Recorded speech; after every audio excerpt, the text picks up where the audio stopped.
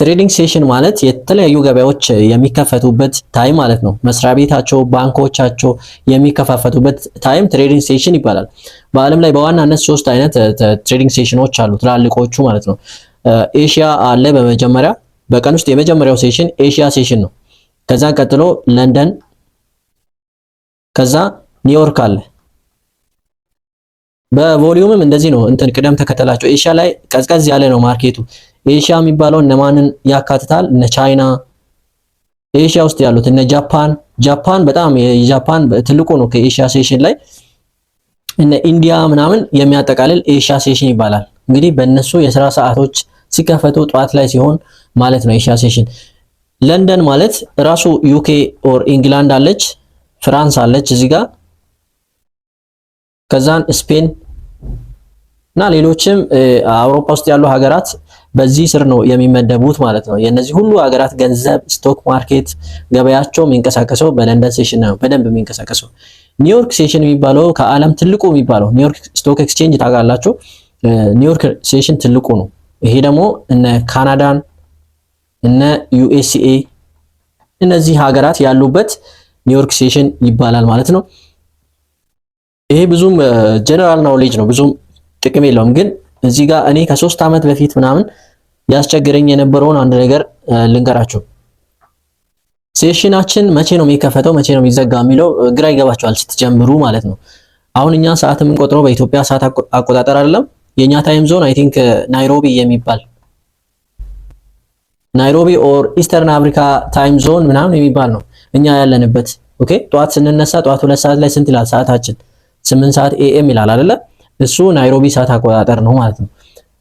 ወደ ትሬድ ስትመጡ ብዙ ነገሮች የሚቆጠሩ ሰዓቶች የሚቀመጡት ትሬዲንግ ቪው ላይ ምናምን በኢስተርን ታይም ስለሆነ ለመሸምደድም እንዲቀላችሁ በኢስተርን ታይም ሰዓቶቻቸውን ብትቆጣጠሩ ጥሩ ነው። ኢስተርን ማለት የአሜሪካ የካናዳ ምናምን ታይም ዞን ነው።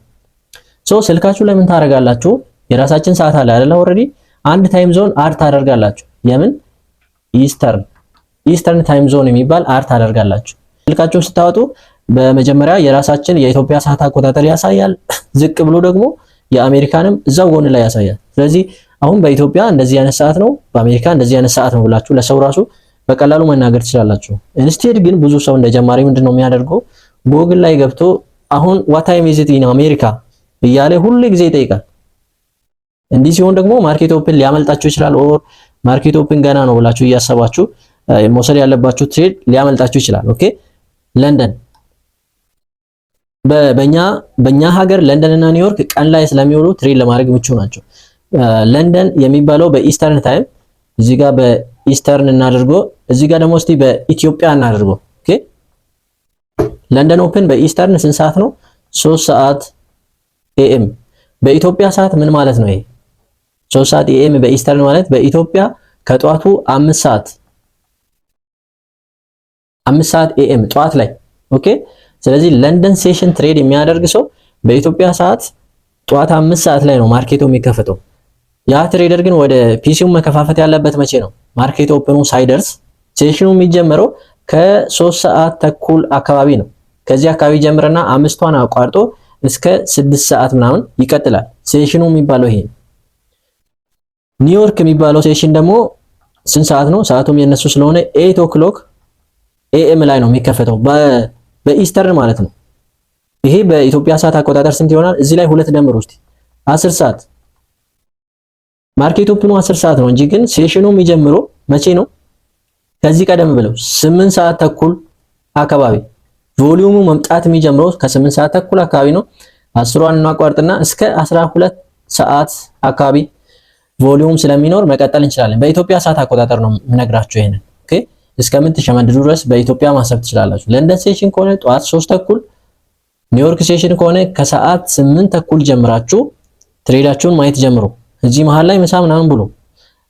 እንደ ጀማሪ ሲጀመር አንድ ሴሽን ላይ ፎከስ ማድረግ ነው። ወይ ጠዋት ላይ ወይ ከሰዓት ላይ አንዷን መርጦ እሷ ላይ ፎከስ ማድረግ ነው። ዋንስ ከሸመደዳችሁ በኋላ ግን በኢስተርን ታይም ብቻ ማሰብ ትጀምራላችሁ። ሶ ለንደን ሴሽን 3 ሰዓት ኤኤም ነው፣ ኒውዮርክ ሴሽን 8 ሰዓት ኤኤም ነው ማለት ይችላል። በነገራችን ላይ ይሄ ጀነራል ኖሌጅ ቢመስልም ግን ለትሬደሮች በጣም ወሳኝ ነው። አንዳንድ ስትራቴጂዎች የሆነ ሴሽን ላይ ብቻ ነው የሚሰሩት። ኦኬ ለምሳሌ እኔ ትሬድ ማደርጋቸው እነዚህ ኢምፐልስ ኢንትሪዎች ምናምን ሰሞኑን የለቀኳቸው በደንብ የሚሰሩት ኒውዮርክ ሴሽን ላይ ነው።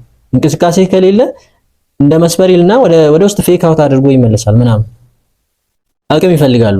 ኦኬ ስለዚህ ማርኬት ሴሽን በሚከፈትበት ሰዓት ብቻ በወሰን ነው ማርኬት ሴሽን ላይ ብቻ ትሬድ እናድርግ። ራንዳምሊ ከእንቅልፍ ስንነሳም አሪፍ ነገር መስሎ ሲታየን ምንገባ ከሆነ ስትራቴጂያችን ምን ያክል እንደሚሰራ ራሱ ለመለየት ከባድ ስለሚሆን እንደዚህ ራሳችንን የሆነ ሴሽን ላይ ፎከስ አድርገን እዛ ላይ ትሬድ ብናደርግ ውጤታማነታችን ሊፈጥን ይችላል ብዬ አስባለሁ።